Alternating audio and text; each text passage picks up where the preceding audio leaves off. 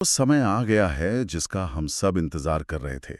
पद्म पुरस्कार 2026 की घोषणा हो चुकी है और जो सूची हमारे सामने है वो सिर्फ कुछ नामों की लिस्ट नहीं है, बल्कि ये बदलते भारत की एक झलक है।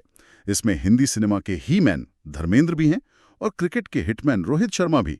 लेकिन इनके साथ साथ कई ऐसे नाम भी हैं जिन्हें शायद हम और आज पहली बार सुनेंगे।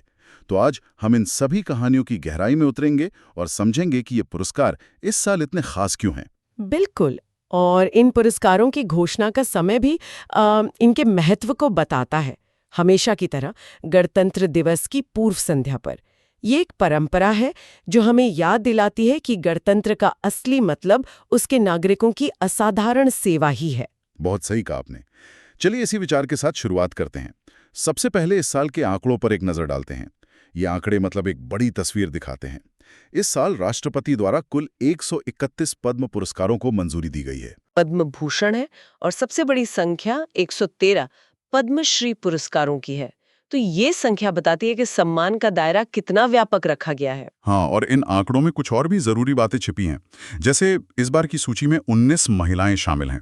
साथ ही 6 पुरस्कार विदेशी या एनआरआई श्रेणी के लोगों को दिए गए हैं, जो भारतीय प्रतिभा के वैश्विक प्रभाव को एक तरह से दिखाता है। और 16 विभूतियों को मरणोपरांत सम्मानित किया गया है, जो ये सुनिश्चित करता है कि महान योगदान को कभी भुलाया नहीं जाता। अच्छा, यहाँ पर एक और खास बात है। जी बिल्कुल।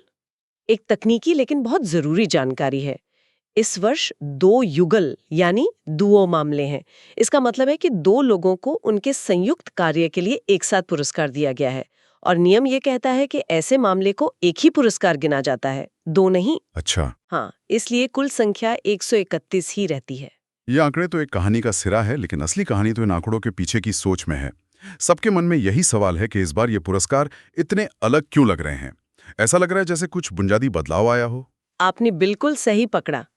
ये एक वैचारिक बदलाव है, जिसे हम सिफारिश से खोज की ओर का एक महत्वपूर्ण कदम कह सकते हैं। कई दशकों तक एक धारणा थी कि पद्म पुरस्कारों के लिए दिल्ली में पहुंच या लॉबिंग की जरूरत होती है। हाँ, ये तो सब कहते थे। बिल्कुल। अब उस धारणा को तोड़ा जा रहा है। सरकार अब केवल उन फाइलों का इंतजार नहीं कर रही है जो उस तक पहुंचे, बल्कि वो खुद सक्रिय रूप से उन लोगों की खोज कर रही हैं जो सच में सम्मान के हकदार हैं। इसी बिंदु पर मैं थोड़ा और समझना चाहूंगा। आपने कहा खोज, लेकिन इतने बड़े देश में दूर दराज के गांवों में छिपी प्रतिभा को खोजना ये कितना मुश्किल होता होगा। ये प्रक्रिया काम कैसे करती है? ये एक बहुत बड़ी चुनौती है और यहीं पर पीपल्स पद्मा मुहिम की भूमिका आती है। अब नामांकन प्रक्रिया पूरी तरह से ऑनलाइन और आम जनता के लिए खुली है। कोई भी नागरिक किसी भी दूसरे नागरिक को नामांकित कर सकता है। इसके अलावा राज्य सरकारें, केंद्रीय मंत्रालय, ये सब भी सक्रिय रूप से ऐसे गुमनाम नायकों की पहचान करके उनके नाम आगे बढ़ाते हैं। तो मतलब ये एक बहुस्तरीय खोज प्रक्रिया है। जी, जो दिल्ली के गलियारों से निकलकर देश के कोने-कोने तक पहुंच रही है। मतलब अब प्राथमिकता प्रसिद्धि नहीं बल्कि प्रभाव है। किसी व्यक्ति का जमीनी स्तर पर असर, जिसे हम इम्पैक्ट कहते हैं, वो कितना है, ये ज्यादा मायने रखता है। सटीक कहा। और इसी से जुड़ा है सबसे अहम बिंदु, गुमनाम नायकों पर ध्यान केंद्रित करना। उन लोगों को सम्मानित करना जो चुपचाप बिना किसी प्रचार के राष्ट्र निर्माण में लगे हैं। और चौथा पहलू है समावेशिता, मतलब हाशिए पर मौजूद समुदायों से आने वाले लोग, लोक कलाओं और लुप्त होती परंपराओं को बचाने वाले लोग अब इस सम्मान के केंद्र में आ रहे हैं। ये सुनकर वाकई अच्छा लगता है। चलिए इसी नई सोच को ध्यान में रखते हुए अब विजेताओं की सूची में उतरते हैं। शुरुआत करते हैं देश के दूसरे सर्वोच्च नागरिक सम्मान पद्म विभूषण से। ये असाधारण और विशिष्ट सेवा के लिए दिया जाता है। इस साल 5 दिग्गजों को ये सम्मान मिला है। और सूची का पहला इनाम करोड़ों दिलों की धड़कन रहा है, धर्मेंद्र सिंह देओल, जिन्हें मरणोपरांत ये सम्मान मिला है। कला के क्षेत्र में महाराष्ट्र से उन्हें किसी परिचय की जरूरत नहीं। ही मैन। जी, हिंदी सिनेमा के ही मैन। 6 दशकों का करियर, 300 से ज्यादा फिल्में। उनका योगदान सिर्फ अभिनय तक सीमित नहीं था। उन्होंने भारतीय सिनेमा को एक नया नायक दिया जो मजबूत भी था और संवेदनशील भी। नवंबर 2025 में उनका निधन हो गया और ये सम्मान उनके अतुलनीय योगदान को एक श्रद्धांजलि है। एक युग का अंत। दूसरा नाम भी राजनीति के एक ऐसे ही दिग्गज का है जिन्हें मरणोपरांत सम्मानित किया गया है। वी.एस. अच्युतानंदन। केरल से सार्वजनिक मामलों के क्षेत्र में। वो केरल के पूर्व मुख्यमंत्री और वामपंथी आंदोलन के सबसे बड़े स्तंभों में से एक थे। 101 वर्ष की आयु में उनका निधन हुआ। उनका पूरा जीवन राजनीतिक और सामाजिक संघर्षों से भरा रहा। और तीसरा नाम संगीत की दुनिया से है। हाँ, संगीत की दुनिया की एक ऐसी हस्ती जिनका काम अद्भुत है, डॉक्टर एन राजम जी, उत्तर प्रदेश से। उन्हें सिंगिंग वायलिन की किंवदंती कहा जाता है। वो 40 वर्षों तक बनारस हिंदू विश्वविद्यालय में संगीत संकाय की डीन रही हैं। उनका सबसे बड़ा योगदान है वायलिन पर गायकी अंग का विकास करना। गायकी अंग, ये सुनने में बहुत आकर्षक लगता है। क्या आप इसे थोड़ा और समझा सकती हैं? जरूर। गायकी अंग का मतलब है वायलिन को इस तरह से बजाना कि उससे निकलने वाली ध्वनि किसी इंसान के गाने जैसी लगे, जिसमें हर सुर, हर मींड, हर कण बिल्कुल मानवीय आवाज की तरह महसूस हो। ये एक बेहद जटिल तकनीक है जिसे डॉक्टर राजम ने सिद्ध किया। जब वो बजाती हैं तो ऐसा लगता है जैसे वायलिन रो रहा है, हंस रहा है या गा रहा है। ये भारतीय शास्त्रीय संगीत को उनका अनमोल उपहार है। अविश्वसनीय। चौथा नाम न्याय और लोक सेवा के क्षेत्र से है। Justice K.T.. थॉमस, केरल से। वो सुप्रीम कोर्ट के पूर्व जज रहे हैं और राजीव गांधी हत्याकांड की सुनवाई करने वाली बेंच की अध्यक्षता करने के लिए जाने जाते हैं। हाँ, लेकिन उनका योगदान सिर्फ न्यायपालिका तक ही सीमित नहीं था। वो केरल साक्षरता मिशन के पीछे एक बड़ी शक्ति थे, जिसने केरल को देश का सबसे साक्षर राज्य बनाने में मदद की। वो एक मुखर सामाजिक लेखक भी हैं। और पांचवा पद्म विभूषण?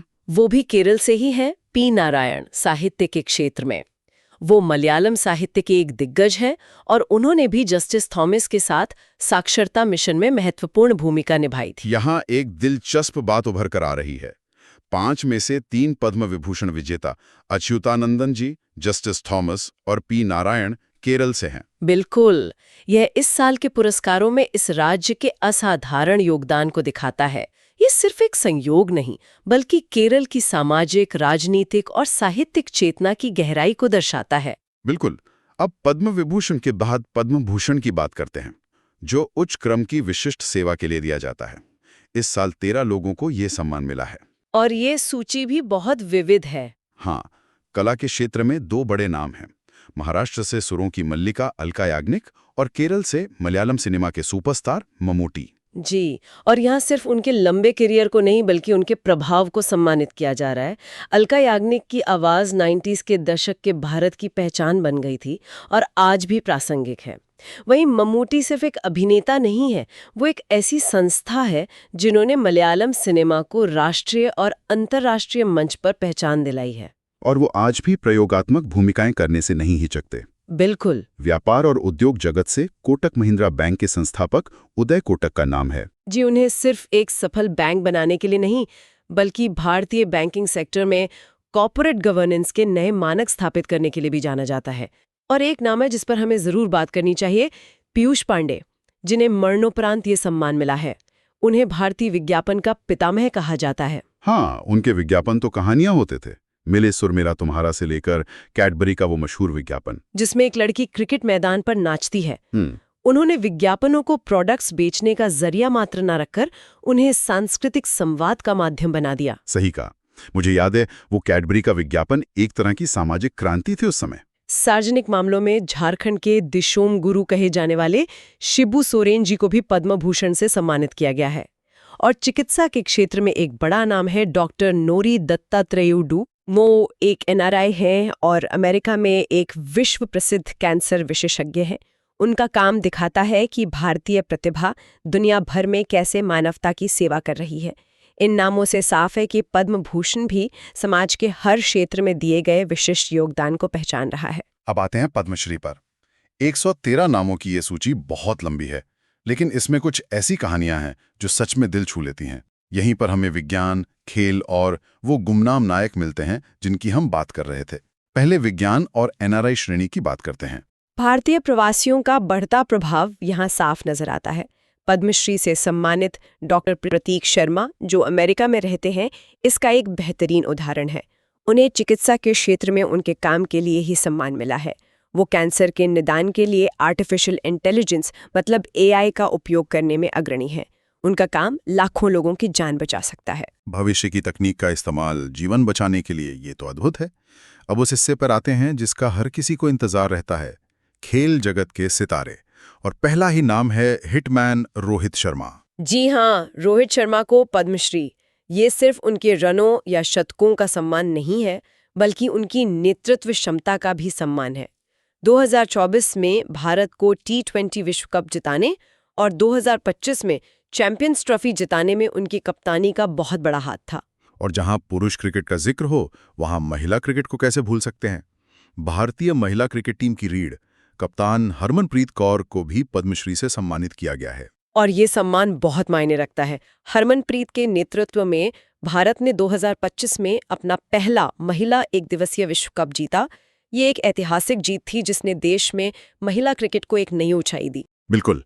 और खेल की सूची यहीं खत्म नहीं होती। हॉकी में the great wall of India के नाम से मशहूर गोलकीपर सविता पूनिया और पेरिस 2024 पैरालंपिक में स्वर्ण पदक जीतने वाले पैरा एथलीट प्रवीण कुमार को भी पद्मश्री से नवाजा गया है। सही कहा। अब हम इन पुरस्कारों के उस हिस्से पर आते हैं जिसे मैं इनका दिल कहना चाहूंगी, गुमनाम नायक। वो लोग जिनकी कहानियां हमें बताती हैं कि देश सेवा के लिए किसी बड़े पद या प्रसिद्धि की जरूरत नहीं होती। और पहली कहानी हमें राजस्थान ले जाती है, गफ्फारुद्दीन मेवाती जी के पास। उन्हें पांडुन का कड़ा नाम की एक लोक गाथा के संरक्षण के लिए पद्मश्री मिला है। मैं पहली बार ये नाम सुन रहा हूँ। ये पांडुन का कड़ा आखिर है क्या? ये महाभारत की कहानी को मेवाती बोली में गाने की एक सदियों पुरानी मौखिक परंपरा है। ये सिर्फ संगीत नहीं, बल्कि एक पूरा नाट्य प्रदर्शन है जो कई रातों तक चलता है। समय के साथ ये परंपरा लगभग लुप्त हो रही थी। गफ्फारुद्दीन मेवाती जी उन आखिरी कुछ कलाकारों में से हैं जिन्होंने अपनी पूरी जिंदगी इस कला को जीवित रखने में लगा दी। ये तो अद्भुत है, अपनी पूरी जिंदगी एक कला को समर्पित कर देना। ऐसी ही एक और प्रेरणादायक कहानी छत्तीसगढ़ के डॉक्टर दंपति डॉक्टर रामचंद्र और सुनीता गोडबोले की है। ये कहानी सुनकर तो एक पल के लिए शब्द ही नहीं मिलते। ये डॉक्टर दंपति पिछले कई दशकों से नक्सल प्रभावित अबूझमाड़ के जंगलों में आदिवासियों का इलाज कर रहा है। ये वो इलाका है जहां पहुंचना भी मुश्किल है, जहां मूलभूत सुविधाएं नहीं है। उन्होंने अपना आरामदायक शहरी जीवन छोड़कर इन लोगों की सेवा में अपना पूरा जीवन समर्पित कर दिया। इन कहानियों से पता चलता है कि असली नायक कौन है। सूची में जम्मू कश्मीर से शफी शौक जी का भी नाम है, जिन्होंने कश्मीरी शब्दकोश बनाने जैसा महत्वपूर्ण काम किया है। और महाराष्ट्र के प्रिय हास्य अभिनेता सतीश शाह जी को मरणोपरांत पद्मश्री से सम्मानित किया गया है। जी, इन गुमनाम नायकों की कहानियों में एक और पैटर्न दिखता है।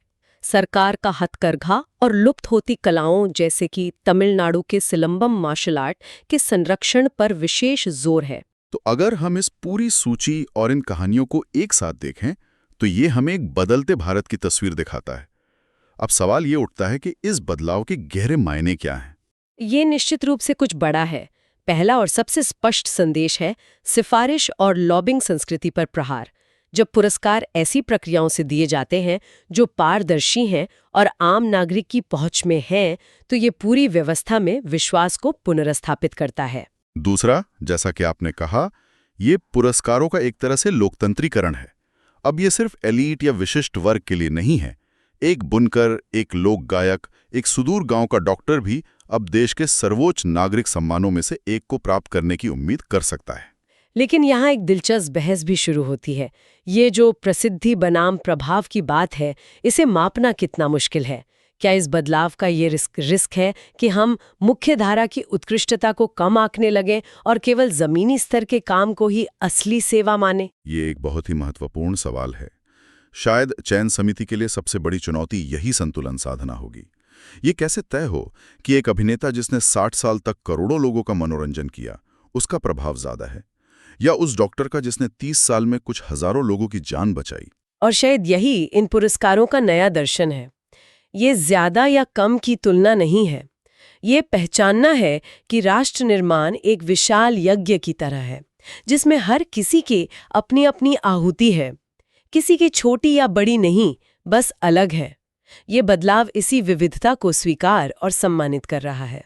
तो कुल मिलाकर हम कह सकते हैं कि अब चमक से नहीं, चरित्र से पहचान बन रही है। जो चुपचाप देश गढ़ते हैं, वही अब इतिहास रच रहे हैं। ये पुरस्कार केवल व्यक्तियों का सम्मान नहीं, बल्कि उनकी सेवा, समर्पण और उस विचार का उत्सव है जो कहता है कि हर नागरिक महत्वपूर्ण है। बहुत खूब कहा आपने। ये बदलाव सिर्फ पुरस्कार देने की प्रक्रिया का नहीं, ये एक मानसिकता का बदलाव है। ये पहचानना कि देश की नींव में सिर्फ बड़े और प्रसिद्ध नाम ही नहीं, बल्कि करोड़ों गुमनाम नायकों का पसीना और त्याग भी शामिल है। बिल्कुल। और इसी विचार के साथ हम आज की ये चर्चा समाप्त करते हैं, लेकिन एक सवाल के साथ जो हम अपने श्रोताओं के लिए छोड़ना चाहते हैं। पद्म पुरस्कारों का ये बदलता स्वरूप, जहां गुमनाम नायकों को पहचान मिल रही है, भारत के सामाजिक और सांस्कृतिक भविष्य के बारे में क्या कहता है? इस पर जरूर सोचिएगा। और हमें कमेंट्स में ये भी बताइएगा कि आपको किस विजेता की कहानी ने सबसे ज्यादा प्रेरित किया। हम आपके विचार जानना चाहेंगे। अगर आपको हमारी ये गहरी पड़ताल पसंद आई हो तो इस चर्चा को अपने दोस्तों और परिवार के साथ साझा करें।